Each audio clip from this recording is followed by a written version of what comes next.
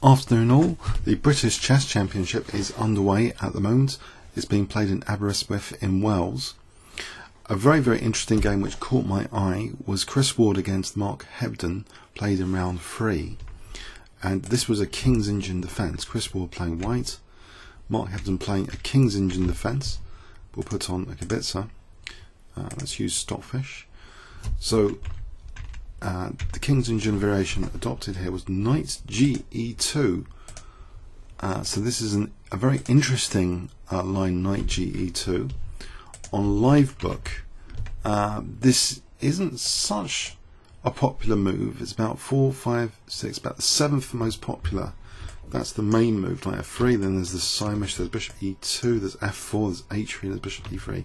So this is about 1,000 games in Livebook. Black castled, Knight G3, C5, D5, E6, Bishop E2. Now Black took, and White played C takes D5. This is more common than E takes.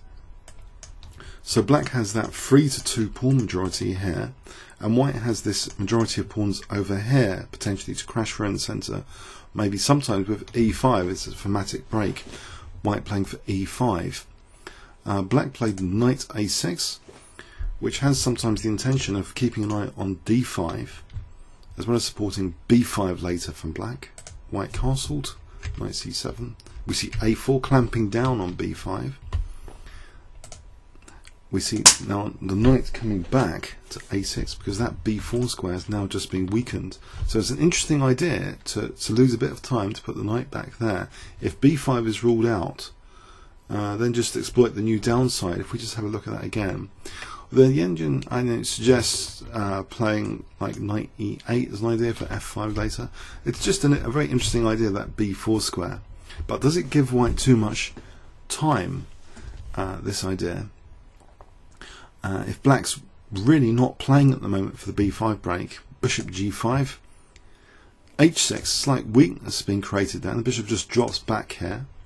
Rook E8, now Queen D2 was played looking at H6.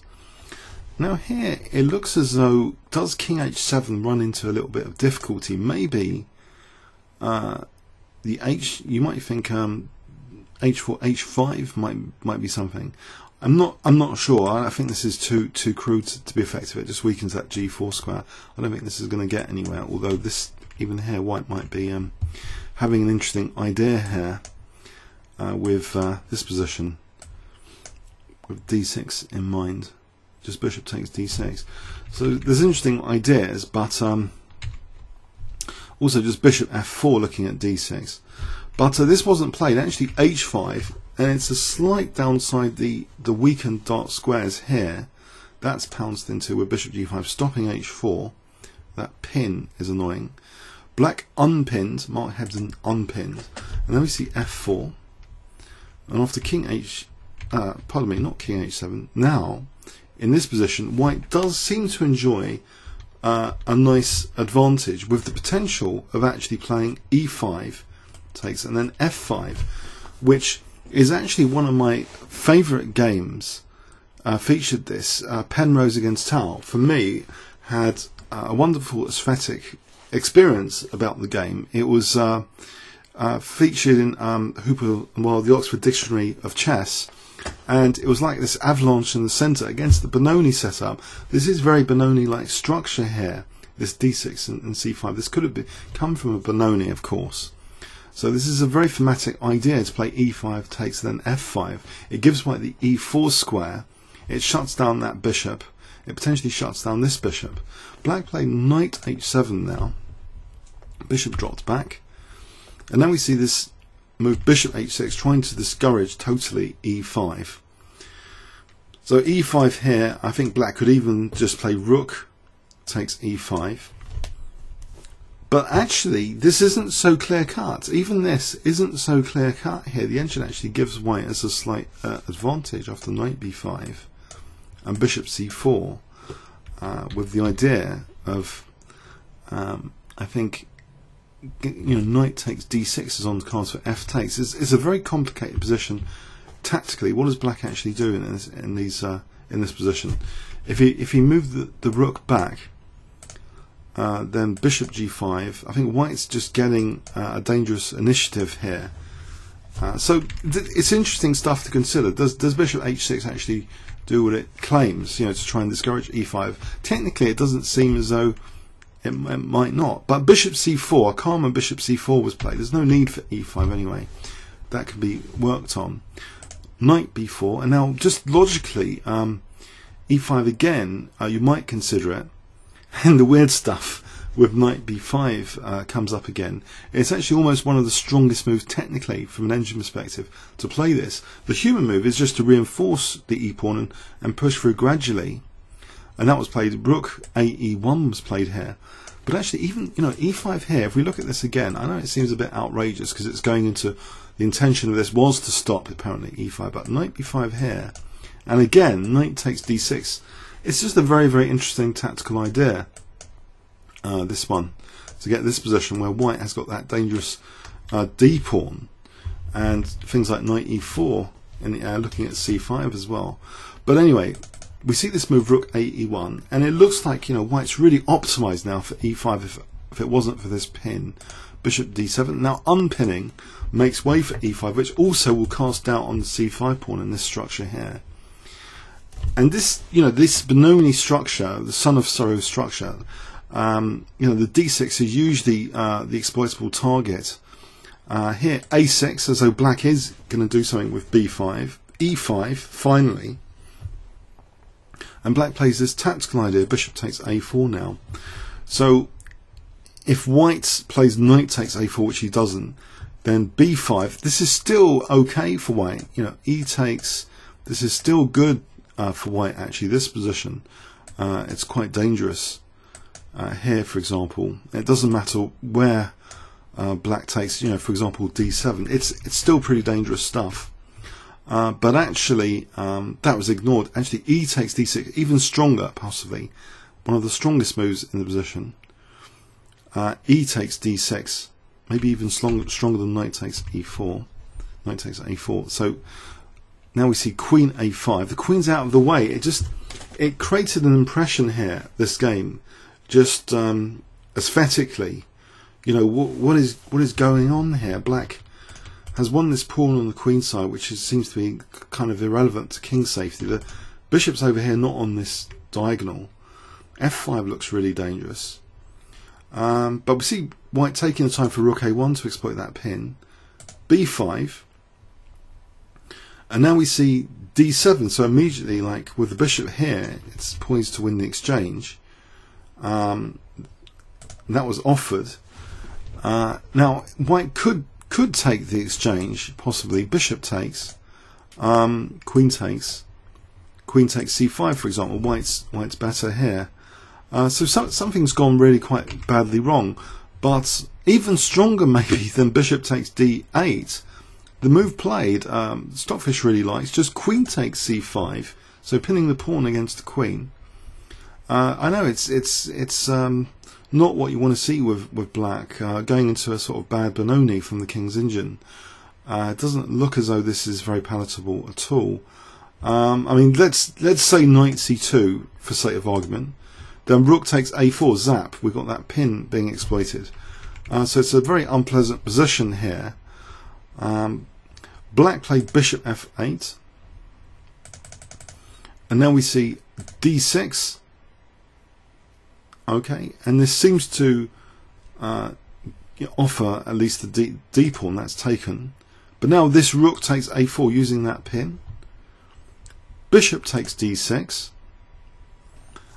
And now in this position, white plays just queen takes d6, so he's winning material if rook takes d6.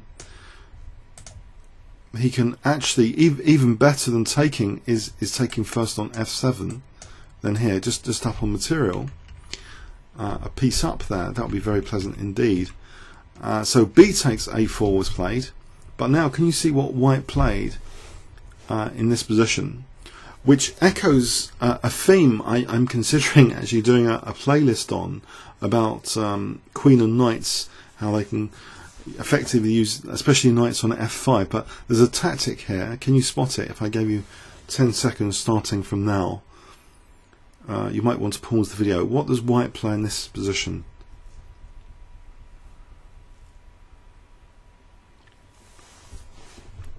Okay, queen takes g6 using that pin. Now king h8 was played. It's not a very nice position. And we see now bishop f6, knight takes, queen takes, king h7, and now very dangerous knight f5. You see this coordination of the queen and knight? It's a very, very dangerous thing to face. The threats are queen g7 immediately. If rook g8, queen h6 will be mate. So very difficult position to defend. Black actually resigned here, I believe. So if black throws in a check to get to f8, in this position, although black has temporarily staved off the mate threats, knight e4 is just such a crusher here, threatening knight g5, and then going back to g6 after. So what does black actually play here? Let's just say, for sake of argument, here, knight g5 check, queen g6, and then just mating here. So Chris Ward made it look kind of easy with this novel system that he played, and I've played this a bit in Blitz with some success. Knight ge2, one of the rarer birds, but it seems to have encouraged the bad Benoni transposition from a very experienced grandmaster, Mark Hebden, going into what seems to be a bad Benoni. Although a4, it seems like, is this like punishment? Knight a6. In light book, in this position, actually black gets on with things with a6 most of the time. For example, like this has been seen before. It looks very, very Benoni-like plans, but this kind of thing, apparently there's been a game following this sort of continuation. It looks a little dangerous for black in principle.